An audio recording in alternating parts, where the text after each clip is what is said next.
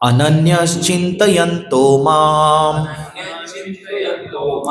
ये जनाः पर्युपासते तेषां नित्य अभियुक्तानां योगक्षेमं वहाम्यहम्। अनन्यश्चिन्तयन्तो माम् ये जनाः पर्युपासते तेषां नित्य अभियुक्तानां योगक्षेमं वहाम्यहम्। अनन्यश्चिन्तयन्तो माम् ये जनाः पर्युपासते तेषां नित्य अभियुक्तानां योगक्षेमं वहाम्यहम्। म्हणा अनन्यचिन्तयन्तो माम् ये जना पर्युपासते तेषां नित्याभियुक्तानां योगक्षेमं वहाम्यहम्।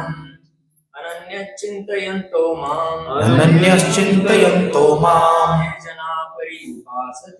ये जनाः पर्युपासते तेषां नित्याभियुक्तानां योगक्षेमं वहाम्यहम्। अनुवाद आणि तात्पर्य अभय चरणारविंद भक्तिवेदांत स्वामी श्रील प्रभुपाद यांचे द्वारा। श्रील प्रभुपाद की जय। परंतु जे लोक अनन्य भक्तिभावाने माझ्या दिव्य स्वरूपाचे चिंतन करीत माझी उपासना करतात त्यांच्या आवश्यकता मी पूर्ण करतो आणि त्यांच्याकडे जे आहे त्याचे रक्षण करतो। तात्पर्य कृष्ण भावने वाचून ज्याला क्षणभरही राहवत नाही तो दिवसातील 24ही तास केवळ श्रीकृष्णांचेच चिंतन करतो। तो श्रवण कीर्तन स्मरण वंदन अर्चन पादसेवन दास्य साख्य आणि आत्मनिवेदन या नवविध भक्तीमध्ये रममान झालेला असतो।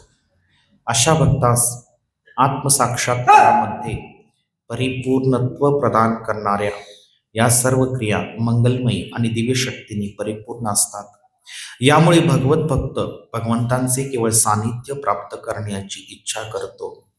असा हा भक्त निसंदेह विनाप्रयास भगवत प्राप्ती करतो। यालाच योग असे म्हणतात। भगवत कृपेमुळे या भक्ताला भौतिक बद्धावस्थेत पुन्हा कधीच परतावे लागत नाही। क्षेम म्हणजे भगवंतांचे अहैतुकी संरक्षण होय। भगवंत योगाद्वारे कृष्ण भावनेची प्राप्ती होण्याकरिता भक्ताला सहाय्य करतात आणि भक्त पूर्णपणे कृष्ण भावनाभावित झाल्यानंतर त्याचे दुःखपूर्ण बद्धावस्थेत पतन होण्यापासूनही रक्षण करतात।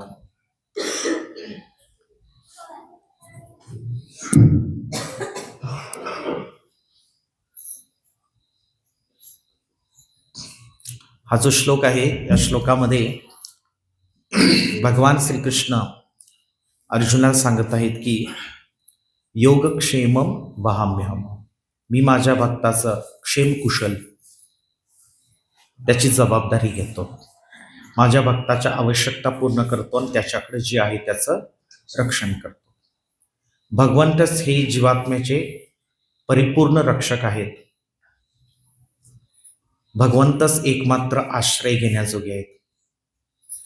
म्हणून या जगामध्ये आजपर्यंत जे बुद्धिमान भक्त होऊन गेले भगवंताचे अनन्य भक्तिभावाने त्यांनी आश्रय घेतला। अनन्य म्हणजे इतर कुठेही आश्रय न घेता एकमात्र भगवान श्रीकृष्णांच्या चरणांचा आश्रय घेतला। कुंती महाराणी प्रसंग असा आहे की भागवतमच्या पहिल्या स्कंदामध्ये पांडवांची माता कुंती महाराणीचे डोळे भरून आलेले आहेत। भगवान श्रीकृष्ण महाभारताचं युद्ध संपल्यानंतर द्वारकेला प्रस्थान करत आहेत। भगवंत रथावरती आरूढ होणार इतक्यात कुंती महाराणी भगवंताच्या सामोरी येते, ही भगवंतांना प्रार्थना करायला लागते. कुंती महाराणीचं हृदय जे कृतज्ञतेनं भरून आलेलं आहे. तिच्या आयुष्यातला संपूर्ण जो जीवन प्रवास आहे तिच्या डोळ्यापुढे येत आहे. कशा प्रकारे भगवंतांनी माझं माझ्या परिवाराचं रक्षण केलं. कुंतीचं जीवन म्हणजे एक भयानक विपदांची शृंखला आहे. तीच कुंती महाराणी त्या प्रार्थनामध्ये असं म्हणते की विपदा संतुता शाश्वत तत्र तत्र जगद्गुरु भवतो दर्शनम यस्यात अपुनर्भव दर्शन. की भगवंता माझ्या जीवनामध्ये एवढ्याच्या विपदा आलेल्या आहेत, तर ह्या विपदा पुन्हा पुन्हा येऊ देत. तर ही सोपी गोष्ट नाहीये. या जगामध्ये विपदा आपल्याला काय काय यातना देतात त्याची आपल्याला जाणीव आहे. पण एक शुद्ध भक्त असं का म्हणत असेल? कारण त्याला या जगाचं स्वरूप कळलेलं आहे. भगवंताचं स्मरण विपदा ज्या ज्या वेळेला माझ्या आयुष्यामध्ये आली त्या त्यावेळी भगवंता मी तुमचं तीव्रपणे स्मरण केलं. त्या त्या वेळेला तुम्ही धावून आलात माझ्या मदतीला, माझ्या पुत्रांच्या मदतीला, आणि आपलं ब्रीद तुम्ही सत्य केलं, आमचं रक्षण केलं प्रत्येक विपदापासून. या जगाचं स्वरूप आहे की पदम पदम यत विपदाम हि तेषाम. कोणी प्रेडिक्ट करू शकत नाही आपल्या जीवनामध्ये कोणती विपदा कोणत्या काळी अकस्मातपणे समोर उभी ठाकेल. कारण हे जगत जे आहे वनाला लागलेल्या आगीप्रमाणे, वनव्याप्रमाणे आहे.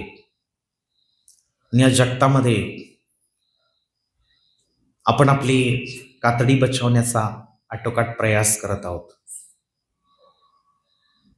म्हणून बुद्धिमान भक्त जो आहे, भक्त हाच केवळ बुद्धिमान असतो, तो प्रत्येक विपदामध्ये भगवंताचा आश्रय घेतो. वृंदावनच्या वनामध्ये सुद्धा सगळे ग्वालबाल आणि गोपी वनामध्ये असताना एकदा रात्रीच्या वेळेला ते झोपले होते त्या ठिकाणी, आणि त्या वनाला अचानकपणे आग लागली. आणि तो दावानल जो आहे, कंसाने पाठवलेला एक राक्षस दावानलाचं रूप घेऊन सगळ्या गोपींना, भगवंताच्या भक्तांना, व्रजवासींना जाळून टाकण्यासाठी आगीचं रूप धारण केलं त्याने. आणि सगळ्या वनाला चहूबाजूनी आग लागल्यानंतर सर्व ब्रजवासिनी, नंद महाराज, यशोदा, भगवान श्रीकृष्णांचा आश्रय घेतला. वृंदावनवासियांचा शुद्ध भक्तिभाव, अनन्य भक्तिभाव आहे. कारण प्रत्येक विपदेमध्ये त्यांनी भगवंताचा आश्रय घेतलेला आहे. प्रत्येक विपदामध्ये एवढ्या प्रकारच्या विपदा कुणावरती आल्या नसतील. एक व्रजवासी आणि दुसरे पांडव. या भौतिक जगामध्ये भक्त असो किंवा अभक्त असो, या जगाचं स्वरूप असं आहे की संकट आणि विपदा हे आपल्याला पाचवीलाच पुजलेले आहेत. कोणत्या प्रकारे कोणतं दुःख आपल्या समोर येईल आपण सांगू शकत नाही. पण अशा परिस्थितीमध्ये सैरभैर न होता कुंती महाराणीप्रमाणे, पांडवांप्रमाणे व्यक्तीने भगवंताचा आश्रय घेत. कारण तेच एकमात्र जीवात्म्याचे परमहितैषी आहेत, तेच एकमात्र रक्षण करते आहेत. कारण हे संपूर्ण जगत त्यांच्या नियंत्रणाधीन आहे. आपल्या जीवनातील परिस्थिती आपल्या नियंत्रणात नसेल, पण भगवंतासाठी कोणतीही गोष्ट जी आहे, भगवंतासाठी कोणतीही गोष्ट अशक्य नाही. आणि म्हणून भगवान अच्युत की जे कधी आपल्या भक्ताचं रक्षण करण्यामध्ये च्युत होत नाहीत, कधी आपल्या भक्ताचं रक्षण करण्यामध्ये कोणत्याही प्रकारची कमतरता ठेवत नाहीत, अशा पूर्ण पुरुषोत्तम भगवंताचा सर्व परिस्थितीत आश्रय घेणं हे सर्वार्थाने बुद्धिमानी आहे. स्वतःच्या बळावरती आपलं स्वतःचं रक्षण करण्याचा पण आटोकाट प्रयास केला तर या भौतिक प्रकृतीचा शक्तिशाली फोर्स आहे, शक्तिशाली जी ताकद आहे, त्रिविध ताप, तर ते आपण सहन करण्याची आपल्यात क्षमता नाही. म्हणून जीवात्म्याने पांडवांच्या प्रमाणे प्रत्येक परिस्थितीमध्ये भगवंताचा आश्रय घेतला पाहिजे. महाभारताचं युद्ध झाल्यानंतर सुद्धा भगवंतांनी त्या युद्धामध्ये पांडवांचं पावलोपावली रक्षण करून सुद्धा विपदांचा ससेमिरा काही थांबला नव्हता. ज्या वेळेला परीक्षित महाराज उत्तरेच्या गर्भामध्ये होते त्यावेळेला अश्वत्थामा, कौरवांच्या बाजूने लढत असलेला द्रोणपुत्र, तो अश्वत्थाम्याने ब्रह्मास्त्राचा प्रयोग केला. त्या छोट्या बालकावरती जो गर्भात आहे, अजून ज्याचा जन्म पण झालेला नाही, आणि किती भयंकर संकट आहे. तर अशा संकटामध्ये उत्तरा ही भगवंताची शुद्ध भक्त असल्या कारणाने भगवंताला प्रार्थना करते, कृष्ण कृष्ण महाबाहो भक्ता नाम अभयंकर त्वमेको दयमानानाम. तर भगवंतांना ती प्रार्थना करते की हे भगवान कृष्ण महाबाहो, महान शक्तिशाली,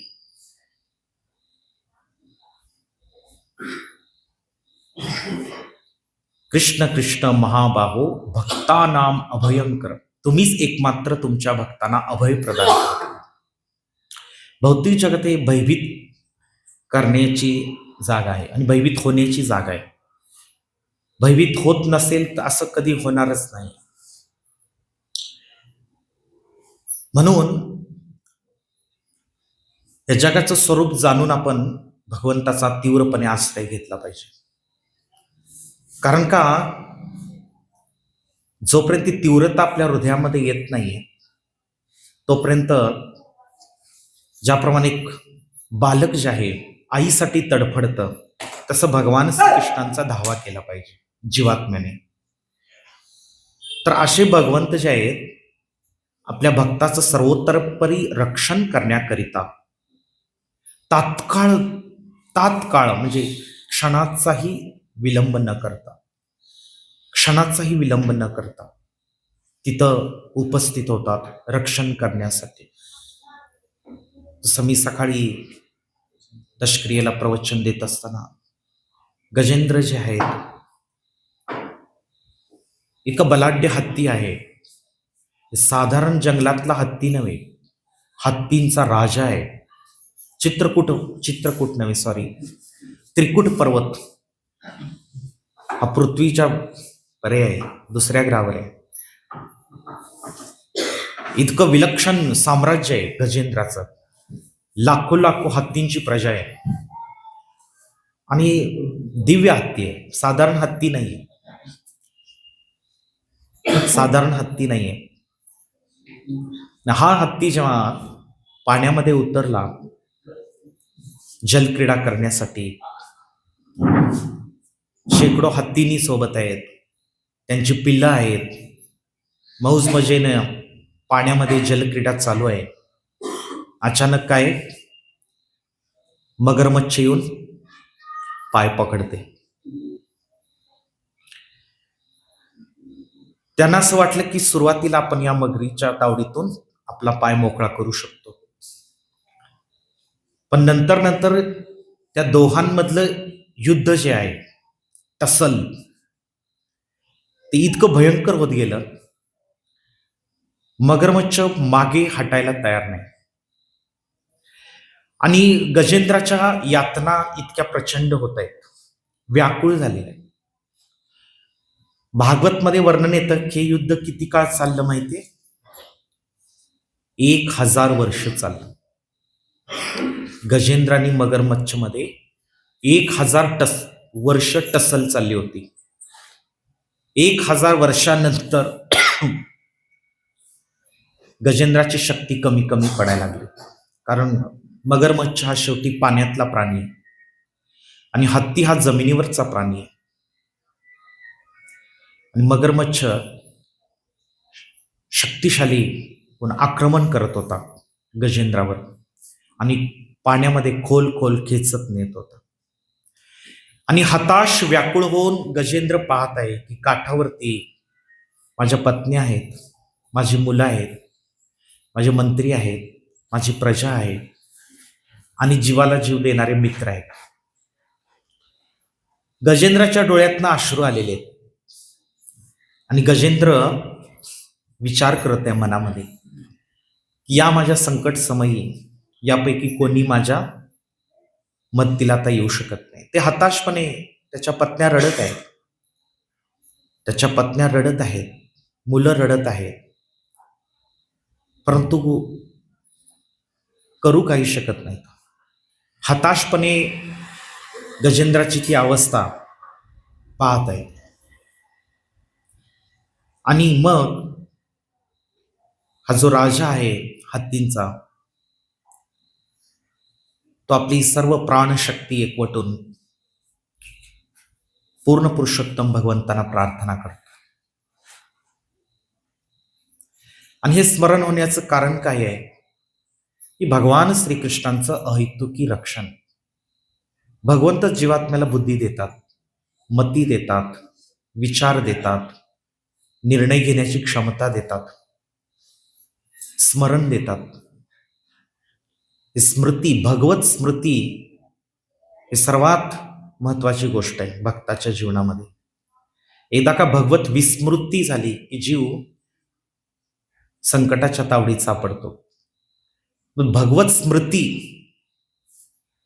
पुन्हा वापस भगवंताच्या चेतनेमध्ये येणं, कृष्ण भावनेमध्ये येणं, ही फार कठीण गोष्ट आहे. भगवत स्मृती पुन्हा पुन्हा व्हावी यासाठी आपण पुन्हा पुन्हा इथे येतो, कीर्तन करतो, जप करतो, श्रवण करतो. का तर ती भगवंत विस्मृतीत जाऊ नये म्हणून. या जगाचं स्वरूप असं आहे की जग आपल्याला भगवंतापासून दूर नेण्यासाठीच आहे. या जगात ती परिस्थिती पुन्हा पुन्हा भगवंताचं विस्मरण करायलाच लावते. म्हणून जाणीवपूर्वक भगवंताचं स्मरण करावं लागतं. जाणीवपूर्वक शासन लावून मनाला भगवंताच्या स्मरणात युक्त करावं लागतं. आणि ही भगवत स्मृती जी आहे ती पूर्व सुकृतीने जागृत होते. तर हा गजेंद्र हत्ती जो आहे मागच्या जन्मामध्ये इंद्रद्युम्न राजा होता, चक्रवर्ती सम्राट होता. पण त्या जीवनामध्ये असताना त्याने भगवंताची परिपूर्ण भक्ती केली होती. परिपूर्ण. योग्य वेळी आपले सर्व राज्यकारभारातले जबाबदाऱ्यातून निवृत्त होऊन भगवत प्राप्तीसाठी वनात गेले होते. गृहस्थाश्रमाची सगळी जबाबदारी व्यवस्थित पार पाडली. परमार्थ करण्यासाठी घराबाहेर पडले. राजवाडा सोडून सर्व संग परित्याग करून वनात जाऊन भगवंतावर ध्यान केंद्रित करून भगवंताची अनन्य भक्ती भावना विकसित करून पूर्णपणे समाधी अवस्था प्राप्त केली होती. सतत 24 तास कृष्ण स्मरण करायचे. पण झालं की एक दिवस असं अगस्त्य मुनी एकदा आले. ज्या आश्रमामध्ये कुटीमध्ये भजन करत होते, अगस्त्य मुनींचं स्वागत झालं नाही त्यांच्याकडून, कारण ते ध्यानमग्न अवस्थेत होते. त्यांना माहित नाही अगस्त्य मुनी आलेले. अगस्त्य मुनींनी पाहिलं की हे महाराज माझ्याकडे कोणत्याही प्रकारे लक्षच देत नाहीत. एखाद्या प्राण्याप्रमाणे मूढ होऊन बसलेले आहेत. त्यामुळे त्यांनी शाप दिला की तू हत्तीच्या योनीमध्ये जन्म घेशील. तर अशा इंद्रद्युम्न महाराज भगवंताची दिव्य योजना आहे. त्यांच्या योजनेनुसार साधारण हत्तीचा नाही, जिथं हत्तींचंच राज्य आहे अशा त्रिकुट पर्वतावर त्यांचा जन्म झाला राजपुत्र म्हणून. आणि लाखो करोडो हत्तींची प्रजा असलेल्या राज्याचे ते राजा बनले. पण संपूर्ण आयुष्य हत्तीच्या योनीमध्ये विषयभोगामध्ये रत केल्यानंतर सुद्धा भगवंतांनी त्यांच्यावरती कृपा केली.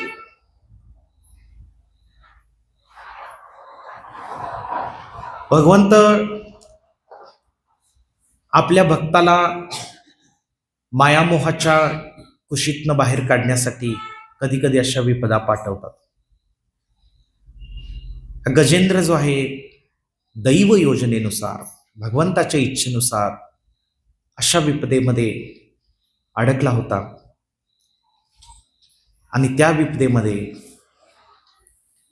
त्यांना आपल्या हतबलतेची तीव्र जाणीव झाल्यानंतर आपण किती हतबल आहोत, असहाय्य आहोत. या अख्ख्या त्रिकुट पर्वताचा मालक असल्याप्रमाणे, राजा असल्याप्रमाणे तो जगत होता. वैभवशाली ऐश्वर्यशाली राज्याचा उपभोग घेत, प्रचंड मोठा परिवार, प्रेम करणारे सगळे जिवलग यांच्या साथीमध्ये तो खुशाल जीवन जगत असताना पूर्णपणे भगवत विस्मृती झाली होती. आणि मग अचानकपणे ही विपदा मृत्यूच्या दाढेमध्ये त्यांना ढकलत असताना पूर्वजन्मातल्या सुकृतीमुळं, पूर्वजन्मात केलेल्या भक्तीमुळं त्यांना भगवंताची स्मृती झाली. आणि मग गजेंद्राने ज्या प्रार्थना केल्या आहेत, फार सुंदर प्रार्थना आहेत. 8व्या स्कंदामध्ये भागवतमच्या गजेंद्राच्या प्रार्थना असा अध्याय आहे. पूर्ण पुरुषोत्तम भगवंतांना त्या तलावातलं एक कमळाचं फूल त्यांनी सोंडेनं तोडलं आणि सोंडेनेच भगवंतांना अर्पण केलं अशा दर्दनाक अवस्थेमध्ये. आणि भगवंतांना त्यांनी प्रार्थना केली. भगवंत तत्क्षणी प्रकट झाले. क्षणाचाही विलंब न लावता त्या दर्दनाक परिस्थितीतून, यातनामय परिस्थितीतून भगवंतांनी त्यांची सुटका केली. भगवान आपल्या सुदर्शन चक्र सोडून त्या मगरमच्छाचा शिरच्छेद करतात. ज्या जबड्यामध्ये त्याने गजेंद्राचा पाय पकडला होता तो जबडा त्याच्या देहापासून विलग करतात आणि त्या दोघांचाही उद्धार करतात. गजेंद्राचा उद्धार करतात आणि मगरमच्छाचाही उद्धार होतो. का तर साक्षात भगवंताच्या हातून मृत्यू आला. आणि तो मगरमच्छ जो आहे, तो मगरमच्छ सुद्धा काही साधारण नाही. तो गंधर्व होता मागच्या जन्मामध्ये. हुहू नावाचा गंधर्व होता. त्याला शाप मिळाल्यामुळं त्याला हे मगरमच्छाची योनी प्राप्त झाली होती. तर या जगामध्ये भागवत आपल्याला शिकवतं काय? भागवताच्या पानापानावरती, भागवताच्या प्रत्येक शब्दामधून भगवंताचाच आश्रय घेण्यासाठी भागवत आपल्याला शिकवण देते. आणि महाभागवत भक्त जे गजेंद्र असो, भीष्म पितामह असो,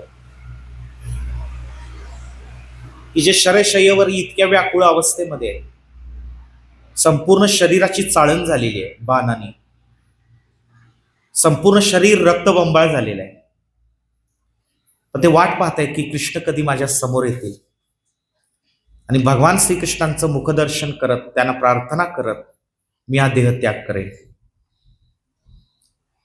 त्याच्यासाठी ते प्रतीक्षा करत आहेत. उत्तरा भगवंतांना प्रार्थना करत आहे. या अश्वत्थाम्याने जे ब्रह्मास्त्र माझ्या गर्भावरती सोडलेलं आहे, त्याचा प्रचंड ताप मला असह्य होत आहे. भगवंतानी यातून माझी सुटका करावी. श्री चैतन्य महाप्रभू बंगालमध्ये लीला करत होते. भगवान श्रीकृष्णांचे कलियुगातले अवतार आहेत. तर श्री चैतन्य महाप्रभूंचे संस्कृत व्याकरण शिकवणारे एक शिक्षक होते, गंगादास पंडित. त्यावेळच्या परिस्थितीनुसार मोगलांचं राज्य होतं. बंगालवरती मोगलांनी आक्रमण केलं होतं आणि परिस्थिती इतकी भयावह होती की त्या खेडेगावामध्ये मोगल सैनिक कोणत्याही क्षणी घुसून सर्व काही ध्वस्त विनाश करणार होते. हिंदूंची जी काही घरं आहेत, त्यांच्या पत्न्या आहेत, त्यांचं धन आहे, ते सर्व लुबाडून खात्मा पण करू शकतो. गंगादास पंडित आपल्या परिवाराला घेऊन, पत्नी आहेत, मुलं आहेत, पळत सुटलेले आहेत. माध्यान्ह रात्रीची वेळ आहे.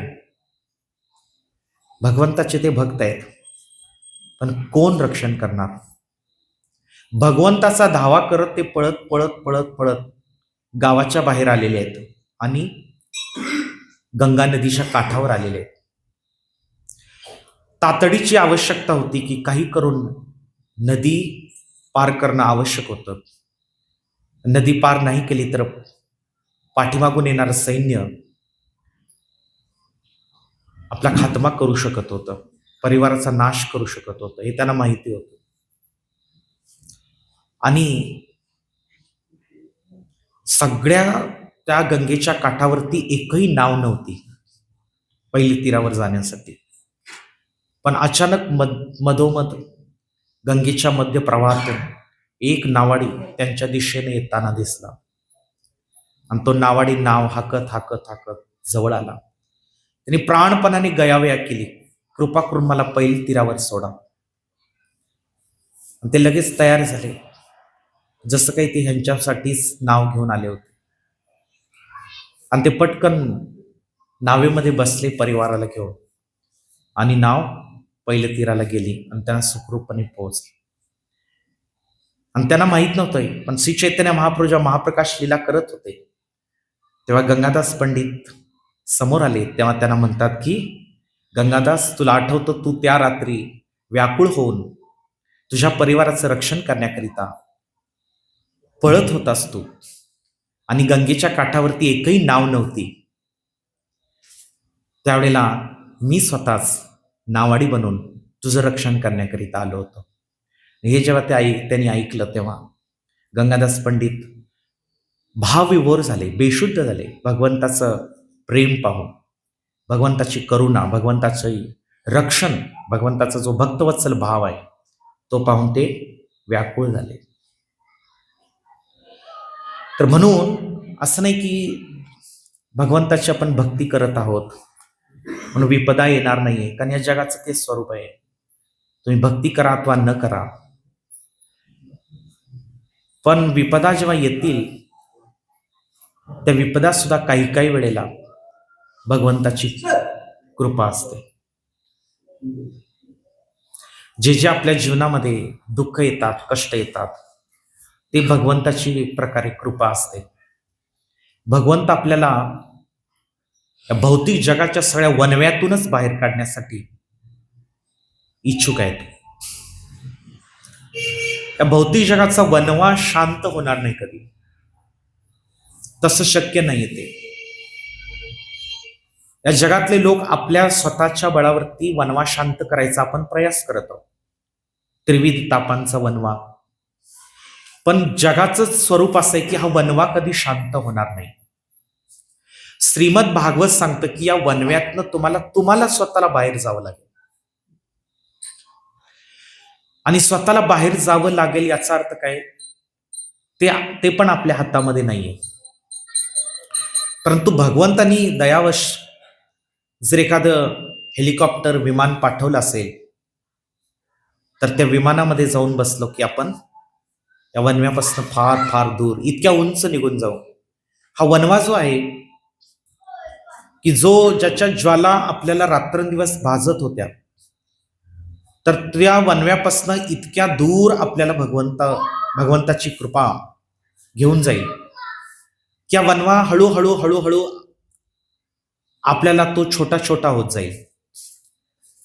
जसं उंच आकाशात आपण जातो, घाट माथ्यावर जातो, तेव्हा इथं मोठमोठे दिसणाऱ्या बिल्डिंग 20 मजली 50 मजली, घाट माथ्यावर गेलं की एखाद्या माचीसच्या छोट्या डबीसारखे दिसायला. आणखी जर वर गेलो विमानात बसून तर ती घरं पण दिसत नाहीत आणि काहीच दिसत नाही. तसं श्रीमद भागवत सांगतं की भगवंताच्या कृपेचा आश्रय घेऊन जीवात्मा या वनव्याच्या पलीकडे जातो म्हणजे इतक्या दूर जातो. भगवंत त्याला या वनव्यातनं इतकं दूर घेऊन जातात, हा वनव्याचा ताप जो आहे तो त्याला स्पर्श करू शकत नाही.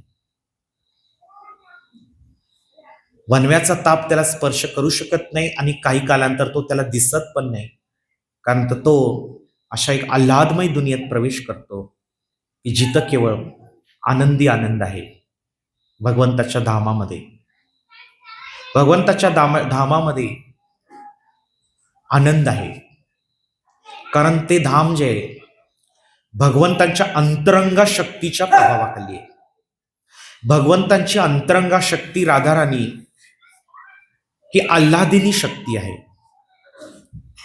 आल्हादिनी शक्ती जी आहे ती जीवात्म्याचे तेविध ताप शांत करून त्यांना आल्हाद प्रदान करते. म्हणून राधाराणीला आल्हादिनी शक्ती म्हणतात भगवंताची. पण या भौतिक जगामध्ये दुर्गादेवी जी आहे ती उग्र आहे आणि ती या भौतिक जगातल्या जीवात्म्यांना त्रिविध ताप प्रदान करत आहे. वृंदावनमध्ये असताना राधाकुंडच्या जवळ राधाराणी आणि ललिता, विशाखा, चंपकलता, चित्रा, तुंगविद्या, राधाराणीच्या ज्या अष्टसखी आहेत, गोपी आहेत, त्यांच्या अशा मनोहर लीला चालू असताना अचानकपणे वृंदावनमध्ये कोणीतरी भयंकर केकाटल्याचा आवाज येतो. कोणतरी वेदनेनं तडफडत आहे, यातनेनं व्याकुळ होत आहे आणि धावा करत आहे. असं भयंकर रुदन ऐकल्यानंतर राधाराणीचं हृदय व्याकुळ होतं आणि राधाराणी ललिता सखीला म्हणते की वृंदावनमध्ये असा कोण प्राणी असू शकतो की जो इतका दुःखी कष्टी असू शकतो. वृंदावनमध्ये हे शक्य नाही. वृंदावनमध्ये प्रत्येक जीव आनंदी आहे आणि अशा वृंदावनमध्ये कोण असं भेसूरपणे रडत आहे. ललिता सखी जाऊन पाहते तर राधाकुंडापासून थोड्या अंतरावरती काही मुलं जे आहेत एका कोल्हिनीला, एका गुहेमध्ये, जमिनीमध्ये एक छोटी गुहा असते, खड्डा असतो मोठा, त्या खड्ड्यामध्ये त्या कोल्हिनीला बंद करून बाहेर दगड लावून जाळण्याचा प्रयास करत आहे. आग लावलेली आहे त्यांनी आणि ती कोल्हिनीला ते ज्वालाचा ताप सहन होत नाही. ती भेसूरपणे रडायला लागते, ओरडायला लागते आणि हा स्वर ज्या क्षणी राधाराणींच्या कानी येतो, राधाराणीला समजतं, तत्क्षणी राधाराणी तिथं जाऊन त्या कोल्हिनीची सुटका करते आणि त्या कोल्हिनीला सुटका केल्यानंतर ती कोल्हिनी राधाराणीच्या चरणांचा आश्रय घेते. राधाराणीला सुंदर प्रार्थना अर्पण करते आणि त्या कोल्हिनीला राधाराणीच्या कृपेमुळे वृंदावनमध्येच राधाराणीच्या सखीच्या स्वरूप प्राप्त होतं. शाश्वतरित्या मोक्ष मुक्ती प्राप्त होते.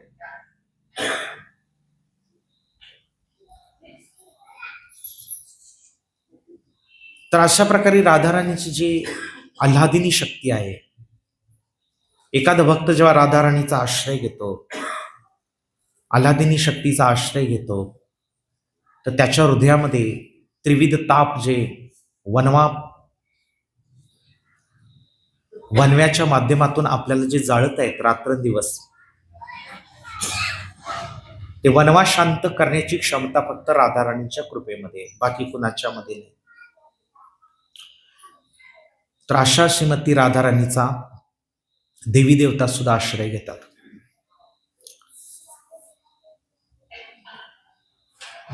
हे राधे व्रज देविके चललिते, हे नंद शूनो कुता, श्री गोवर्धन कल्प पाद पतले, कालिंदी वन्ने कुता.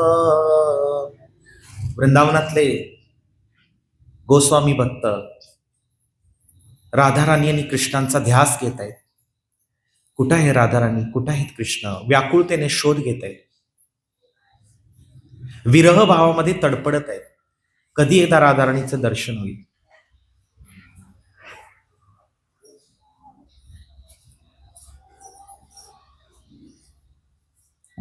अशा राधाराणीचा एक कृपा कटाक्ष आपल्या जीवनातले सगळे त्रिविध ताप शांत करून दिव्य आल्हाद प्रदान करू शकतो. एक कृपा कटाक्ष.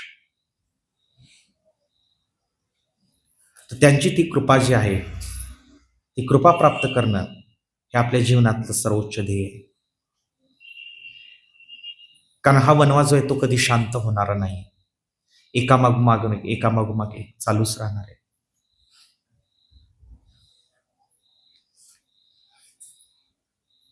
आणि या वनव्यातून बाहेर पडणं हाच यावरती खरा उपाय आहे. आणि ते एक मात्र राधाराणीच्या आणि भगवान श्रीकृष्णांच्या कृपेने आपण बाहेर पडू शकतो. त्यांनी जर आपल्याला हे पाठवलं विमान, कृपेचं विमान, त्या विमानात बसून आपण दूर निघून गेलं पाहिजे. बाकी कुठला मार्ग नाहीये. कारण हा वनवा कोणत्याही परिस्थितीत शांत होणार नाही, आजपर्यंत कधी झालं नाही. भौतिक जगत जे आहे दुःखालयम अशाश्वतम आहे. इथं प्रत्येक गोष्टी दुःख देण्यासाठीच आहे. म्हणून श्रीमद भगवद्गीतेमध्ये अनन्य चिंतयंतो माम, भगवंताचा जो अनन्य भावाने चिंतन करत आहे, भगवंत म्हणतात की या भौतिक विपदांमध्ये भगवंत त्याचं रक्षण करतात. तो जीवात्मा अंतसमयी भगवंताच्या धामात जाईलही, पण या भौतिक जगामध्ये जगत असताना सुद्धा भगवंत आपलं रक्षण करतात.